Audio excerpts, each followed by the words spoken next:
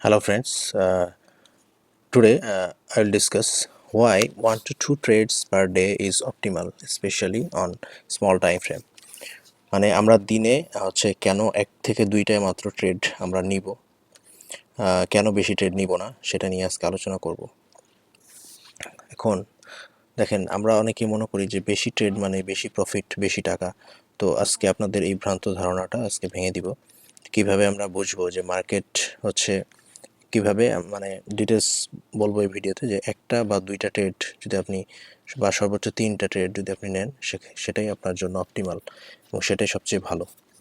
কেন? Market only gives 1 to 2 Real moves. তো আপনার মার্কেটে আপনি ধরেন সেশন, আপনি লন্ডন সেশন বা ইউএস সেশনে ট্রেড করতেছেন, মার্কেট কিন্তু শুধুমাত্র 1টা বা 2টা হচ্ছে ভালো মুভ দিয়ে থাকে, এর চেয়ে বেশি মুভমেন্ট দেয় না। আপনি যত বেশি ট্রেড করেন না কেন, ধরেন আপনি একটা ভালো মুভ পাইছেন, এরপরে যখন আবার ট্রেড নেবেন তখন কিন্তু আপনি ভালো মুভ পাবেন না। তখন দেখা যাচ্ছে যে আপনার বারবার হচ্ছে রেঞ্জের ভিতরে থাকার কারণে আপনার ট্রেডিংয়ে লস হচ্ছে। Most dead price makes one liquidity grab, মানে একটাই লিকুইডিটি গ্র্যাব করে, একটাই হচ্ছে বড় মুভমেন্ট দেয় এবং একটা কন্টিনিউশন দেয়। তো এরপরে আফটার দ্যাট এটার পরে কি হয়, প্রাইস ইউজুয়ালি কি হয় যে প্রাইসটা রেঞ্জ করতে থাকে বা হচ্ছে র্যান্ডম হইতে থাকে বা উইপসা, মানে স্টপ লসগুলো খাইতে থাকে এর পর করে। তো আপনার 1টা বা 2টা মুভমেন্ট দেওয়ার পরে কিন্তু মার্কেট আর ওইভাবে ভালো মুভমেন্ট দেয় না। সো এই জন্য আপনাকে 1টা বা 2টাই আপনার ট্রেড নেওয়া উচিত। এরপর আসেন যে মোর ট্রেড মানে বেশি ট্রেড মানে যে আপনি বেশি টাকা ইনকাম করতেছেন, এটা কিন্তু সঠিক নয়। আপনি দেখেন প্রত্যেকটা ট্রেডে আপনার স্প্রেড, স্লিপেজ, আপনার এক্সিকিউশন ইরর, সাইকোলজিক্যাল ফ্যাটিক, এগুলো কিন্তু আপনার হইতে থাকে। তো আপনার যখন আপনি বারবার ট্রেড নিতেছেন তখন কিন্তু আপনার এই জিনিসগুলো বারবার হইতে থাকে, যে আপনার স্প্রেড কিন্তু কাটতেছে, আপনার স্লিপেজ কাটতেছে, এক্সিকিউশন ইরর হচ্ছে বা কোনো প্রবলেম বা সাইকোলজিক্যাল ফ্যাটিক। আপনি যত ট্রেড নিতে থাকবেন তত আপনার প্রবলেম, মানে আপনার ডিসিশন মেকিং পাওয়ারটা ধীরে ধীরে কমতে থাকে। তো 2টা ট্রেডের পরে কি হয়, ফোকাস কমে যায়। ইউ স্টার্ট ফোর্সিং সেটআপস, মানে আপনি যখন 2টা ট্রেড নেওয়ার পরে আরও ট্রেড নিতে চান তখন কি করেন, আপনি সেটআপ আসে নাই তারপরেও আপনি সেটআপ খুঁজতে থাকেন। তো you trade because price is moving, মানে আপনি ট্রেড নিয়ে ফেলেন যেহেতু আপনার প্রাইস মুভ করতেছে, এদিক থেকে ওদিক যাচ্ছে, জাস্ট ফর মুভমেন্ট, কোনো সেটআপ ছাড়াই আপনি ট্রেড নিয়ে ফেলেন।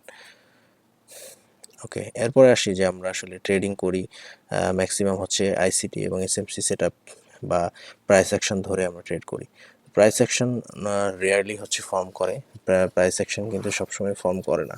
সো আপনার আপনার যেহেতু এখানে হায়ার টাইম ফ্রেম বায়াস থাকে, আপনি শুধুমাত্র লোয়ার টাইম ফ্রেম দিয়ে ট্রেড করলে আপনি কিন্তু লস করবেন। সো আপনার এখানে হায়ার টাইম ফ্রেম বায়াস থাকে, আপনার লিকুইডিটি টেক করা, স্ট্রাকচার শিফট হইতে হয়, ক্লিন এন্ট্রি হইতে হয়। তো আপনার এতগুলো জিনিস মেলানোর জন্য আপনার আসলে এতগুলো সেটআপ তৈরি হয় না। তো আপনার দিনে 1টা বা 2টাই সেটআপ তৈরি হতে পারে, তো সেটাই হচ্ছে বেস্ট।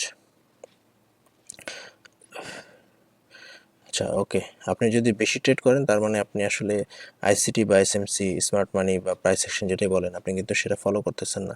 আপনি জাস্ট নয়েজ স্কাল্প করতেছেন।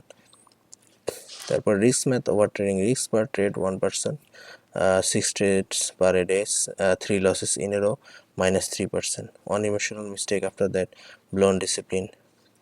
With one to trade drawdown stays shallow, you survive losing days, you stay consistent.